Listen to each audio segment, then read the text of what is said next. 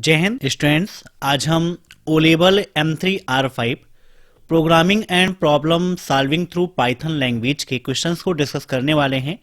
आपके लिए काफ़ी इंपॉर्टेंट क्लास है, साथ में एक नोटबुक और पेन जरूर आप सभी लोग रखिएगा ताकि जो क्वेश्चंस को मैं एक्सप्लेन करके आपको पॉइंट्स बताऊं उनको भी आप नोट कर सकें। दोस्तों, जब आपको पेपर मिलता है तो कुछ इस प्रकार से इसका फॉर्मेट रहता है। यहाँ पर आप देख सकते हैं ड्यूरेशंस हैं, आपके जो मैक्सिमम नंबर्स हैं, यहाँ पर नोट डाउन है।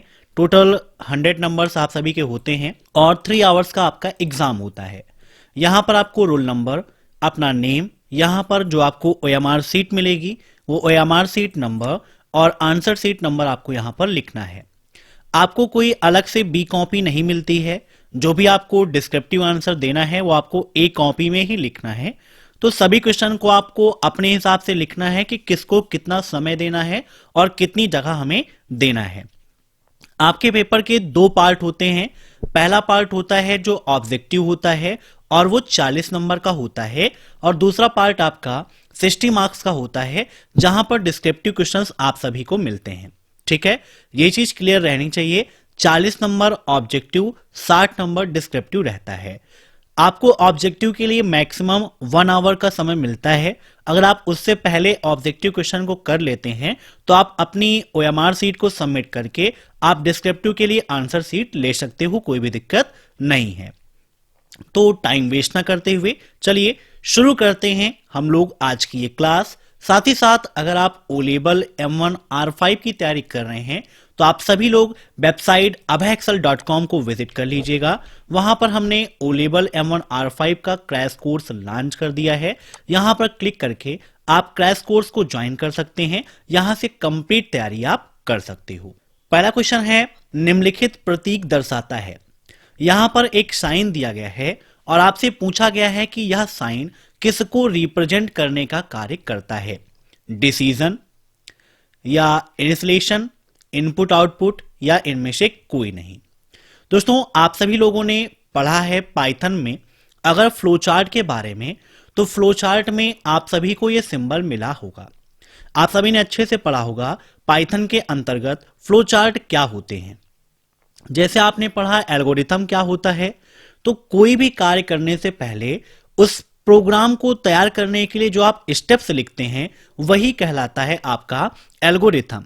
जो भी आप एल्गोरिथम लिखते हैं, एल्गोरिथम आपका बिल्कुल क्लियर होना चाहिए, उसमें किसी प्रकार की कोई दिक्कत नहीं होना चाहिए। जो भी आप लिखो बिल्कुल स्पष्ट आपका रहे, और उसी का जो प्रतीकात्मक रूप है, मीन्स जो आपने स्टेप्स लिखे हैं, अगर आप उसी स्टेप को एक चित्र के रूप में निरूपित करते हो तो वही आपका कहलाता है फ्लो चार्ट। और यहां पर आपसे कहा गया है कि जो सिंबल दिया गया है पाइथन में, यह कैसा सिंबल है, मीन्स फ्लो चार्ट के सिंबल में यह किसको रिप्रेजेंट करता है। इन सभी क्वेश्चंस को आप सभी लोग मॉक टेस्ट के रूप में लेते रहिए और कमेंट बॉक्स में आंसर देते रहिए। वीडियो के लास्ट में आप जरूर बताइएगा कि आपके कितने क्वेश्चन सही हुए हैं। यहां पर ये जो सिंबल है ये आपका डिसीजन का सिंबल है। किसका सिंबल है? डिसीजन का आपका सिंबल है। याद रखिएगा, इस बॉक्स को हम क्या बोलते हैं, तो इसे हम डायमंड बॉक्स भी बोलते हैं।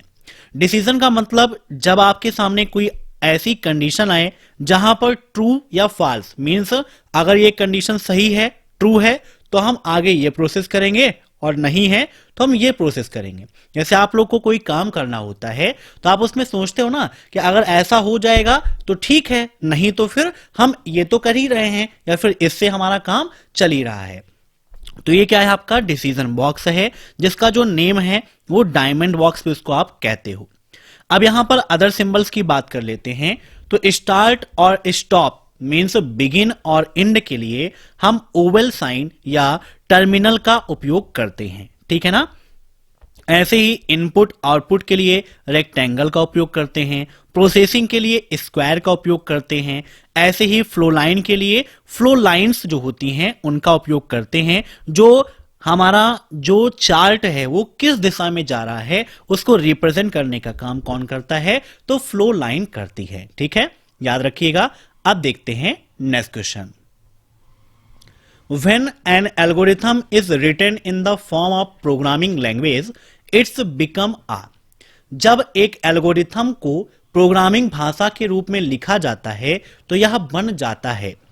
मीन्स जब कोई एल्गोरिथम है, अगर उस एल्गोरिथम को हम एक प्रोग्रामिंग भाषा के रूप में लिखते हैं, मीन्स प्रोग्रामिंग लैंग्वेज में लिखते हैं, तो वह क्या बन जाता है? फ्लो चार्ट बन जाता है, एक प्रोग्राम बन जाता है, पीसीडो कोड बन जाता है, या सिंटैक्स बन जाता है। क्या होगा इसका राइट आंसर? फटाफट आप सभी लोग कमेंट करके आंसर दीजिए। तो जब आप एल्गोरिथम को प्रोग्रामिंग लैंग्वेज में लिखते हैं, मीन्स प्रोग्रामिंग लैंग्वेज में अगर कोई एल्गोरिथम लिखा है तो वह एक प्रोग्राम बन जाता है। क्या बन जाता है? Program. Option B is right. ठीक है, याद रखिएगा। पीसीडो कोड क्या होता है, जिसे आप सीडो कोड भी बोलते हैं, यह भी आपके लिए काफी इंपॉर्टेंट है। एग्जाम में कई बार पूछा गया है कि सीडो कोड क्या होता है। ठीक है, तो अभी आपके लिए हम एक्सप्लेन करते हैं कि सीडो कोड क्या होता है। जैसे आप सभी लोग बनाते हैं फ्लो चार्ट को, एल्गोरिथम लिखते हैं, वैसे ही सीडो कोड भी होता है। वहां पर भी जो कार्य होते हैं आप स्टेप टू स्टेप लिखते हैं। ठीक है, जिसे हिंदी में छद्म कोड भी कहते हैं। हिंदी आपके लिए काफी इंपॉर्टेंट है। एग्जाम पेपर में आपको हिंदी और इंग्लिश दोनों लैंग्वेज मिलेंगी। जो भी आपको समझ में आता है उसमें आप लिख सकते हैं, कोई भी दिक्कत नहीं है। नेक्स्ट क्वेश्चन देखते हैं हम लोग।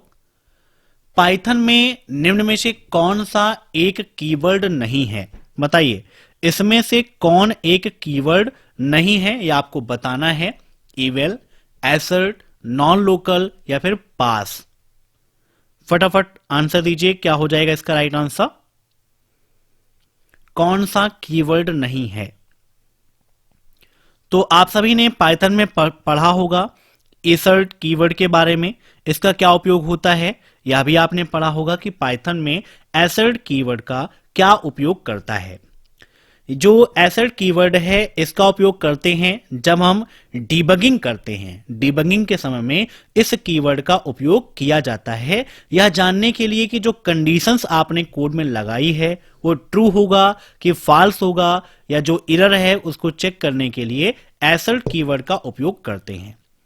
वहीं पर पास क्या है, पास का क्या उपयोग होता है, यह भी आपने पढ़ा होगा कि पास कीवर्ड का उपयोग क्या होता है, या नॉन लोकल कीवर्ड का उपयोग क्या होता है।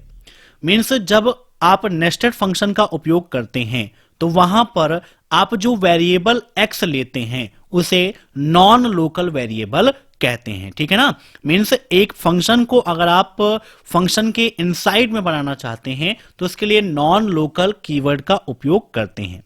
जैसे आप कमेंट का उपयोग करते हैं तो कमेंट क्या है कि आपके प्रोग्राम में इंसर्ट नहीं होता है, लेकिन आप कमेंट का उपयोग कर सकते हैं जो आपको प्रोग्राम के बारे में बताता है, वह आपके प्रोग्रामिंग में रिप्रेजेंट नहीं होता है।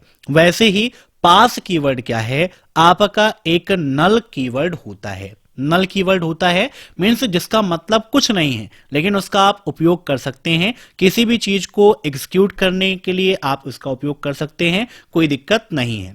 फर्क कमेंट और पास में इतना है कि जो आप कमेंट उपयोग करते हैं वह प्रोग्राम में एग्जीक्यूट नहीं होता है, और पास कीवर्ड जो है यह प्रोग्राम में एग्जीक्यूट होता है, लेकिन इसका कार्य कुछ भी नहीं होता, मीन्स नल है, खाली है। अब नेक्स्ट, निम्नलिखित अभिव्यक्ति में किसका उच्चतम प्रेसिडेंस है? Which one of the following has the highest precedence in the expressions? चर घातांकी, योग, गुणन, लघु कोष्ठक। बहुत बढ़िया हिंदी यहां पर लिखी हुई है। अब पढ़ते हैं इंग्लिश में, तो एक्सपोनेंशियल, एडिशन, मल्टीप्लिकेशन या पैंतीस। बताइए क्या होगा इसका राइट आंसर? तो यहां पर इसका राइट आंसर हो जाएगा ऑप्शन डी, लघु कोष्ठक। ठीक है ना, याद रखिएगा ऑप्शन डी आपका यहां पर राइट हो जाएगा। अब नेक्स्ट, पाइथन के बारे में निम्न में से कौन सा सही है? यह स्वचालित कचरा संग्रहण को सपोर्ट करता है। इसे आसानी से सी, C++, COM, active x, Korba और जावा के साथ एकीकृत किया जा सकता है। उपरोक्त तो दोनों या इनमें से कोई नहीं। क्या होगा इसका राइट आंसर? फटाफट कमेंट करके बताइए। पाइथन के बारे में निम्न में से कौन सा सही है? ये ऑटोमेटिक गार्बेज कलेक्शन को सपोर्ट करती है। It can be easily integrated with C, C plus plus, COM, ActiveX, Corba या Java, both of the above या नन ऑफ द अबव। अब डिस्क्रिप्टिव में क्वेश्चन पूछा जाता है कि पाइथन क्या है, पाइथन का क्या उपयोग है। एक क्वेश्चन एग्जाम में पूछा गया था कि पाइथन की वर्तमान समय में लोकप्रियता क्यों बढ़ रही है, तो यह भी आपके लिए काफी इंपॉर्टेंट है, इसके बारे में आपको नॉलेज रखना चाहिए। तो यहां पर इसका राइट आंसर हो जाएगा बोथ ऑफ द अबव, ठीक है ना। याद रखिएगा बोथ ऑफ द अबव, उपरोक्त तो दोनों, मीन्स यह स्वचालित कचरा संग्रहण को सपोर्ट करता है और ये क्या होती है, काफी सिंपल है। अगर हम अदर लैंग्वेज को देखें, सी को देखें, C++ को देखें, तो पाइथन हमारी काफी सिंपल लैंग्वेज है, ठीक है। याद रखिएगा पाइथन से बहुत क्वेश्चंस एग्जाम में आते हैं, पेपर ही आपका पाइथन तो पूछेगा ही, है ना। तो इसका आविष्कार किसने किया था, कब किया था, यह भी आपके लिए इंपॉर्टेंट है।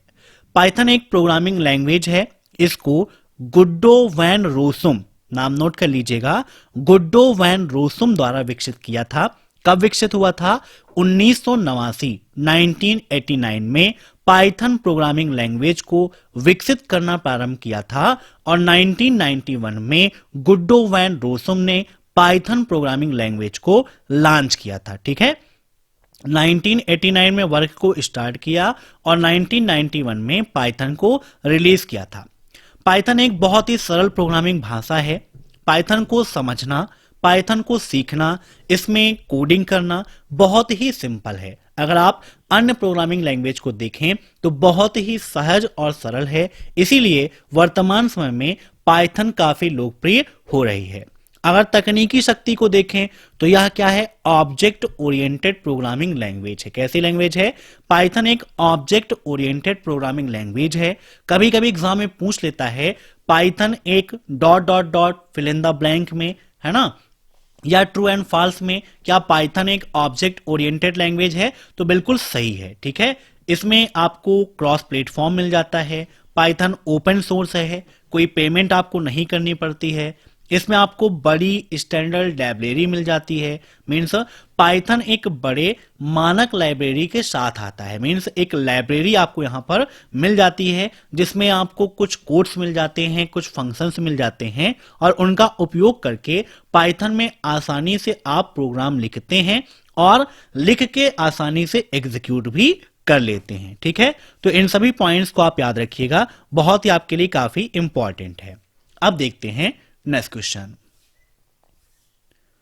पाइथन के लिए निम्नलिखित में से कौन सा एनवायरनमेंट वेरिएबल पाइथन इंटरप्रेटर को यह बताता है कि एक प्रोग्राम में इंपोर्ट की गई मॉड्यूल फाइलों को कहां स्थापित करना है।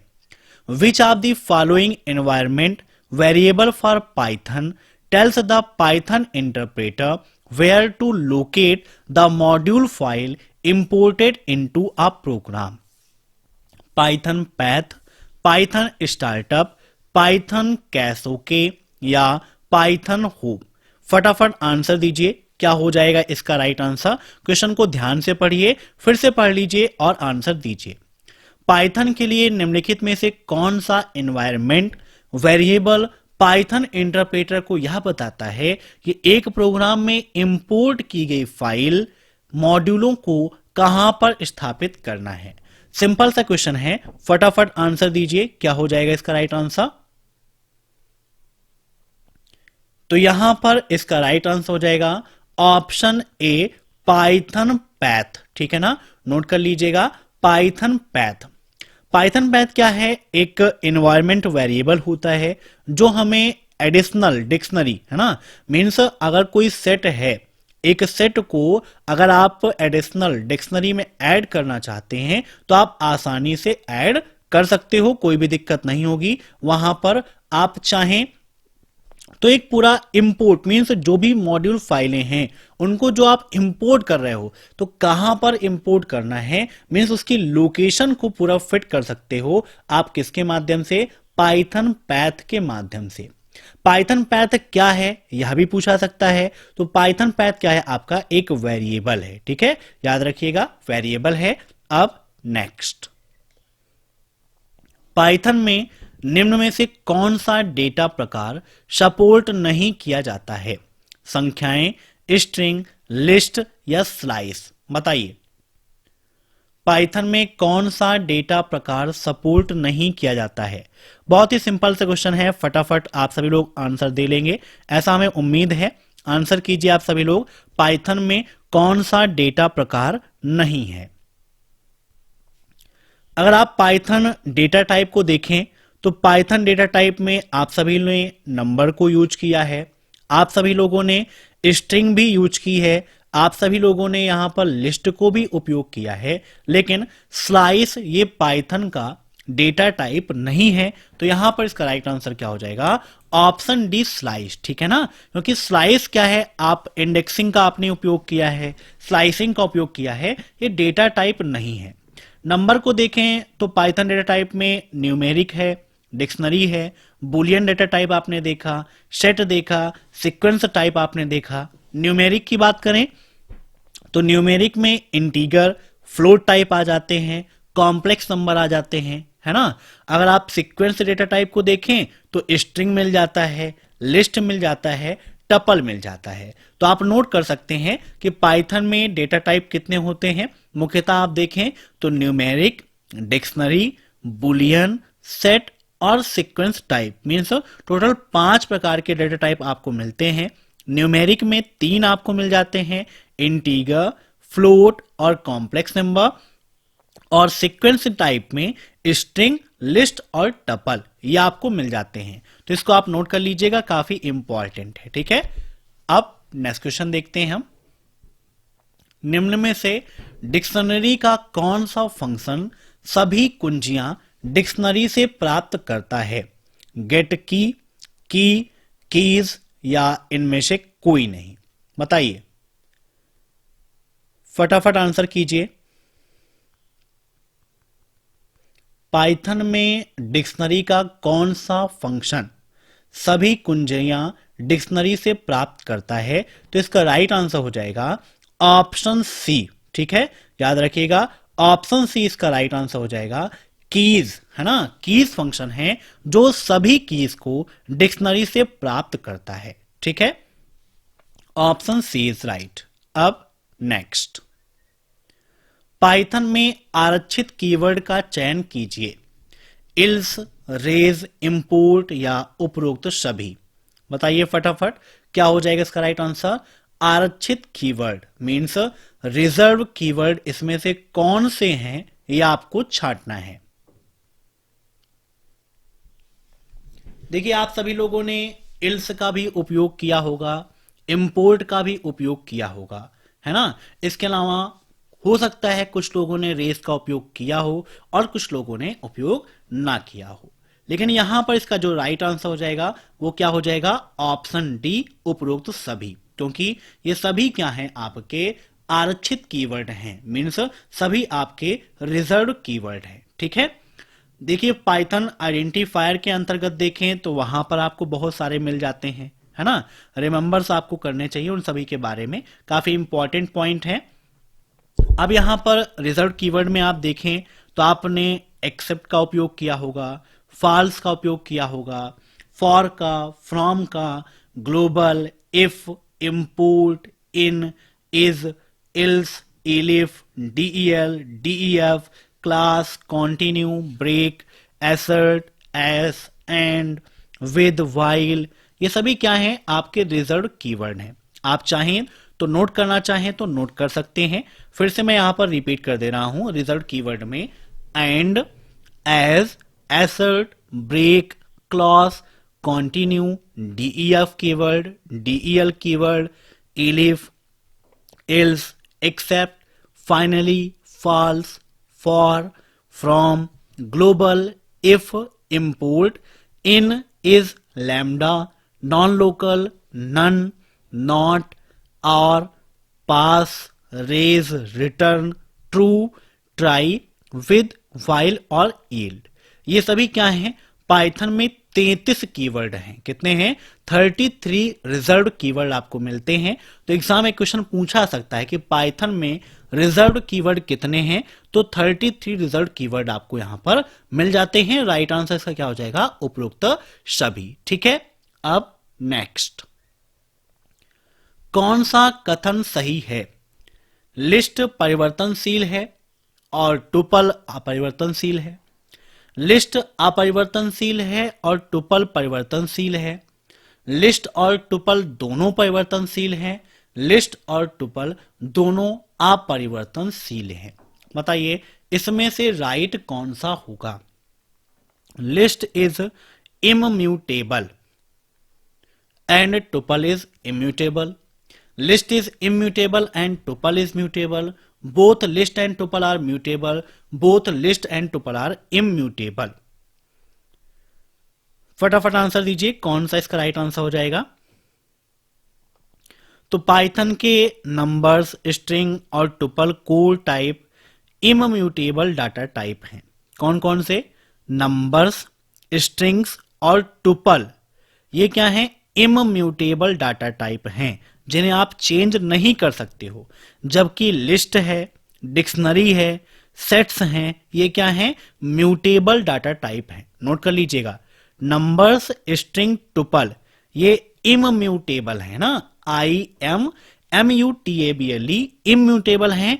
और लिस्ट, डिक्शनरी, सेट्स ये क्या हैं? म्यूटेबल डाटा टाइप हैं जिन्हें क्लास के ऑब्जेक्ट की तरह जरूरत के हिसाब से, मीन्स जैसी हमारी आवश्यकता है उसके अनुसार हम कभी भी चेंज कर सकते हैं, कोई भी दिक्कत नहीं होगी।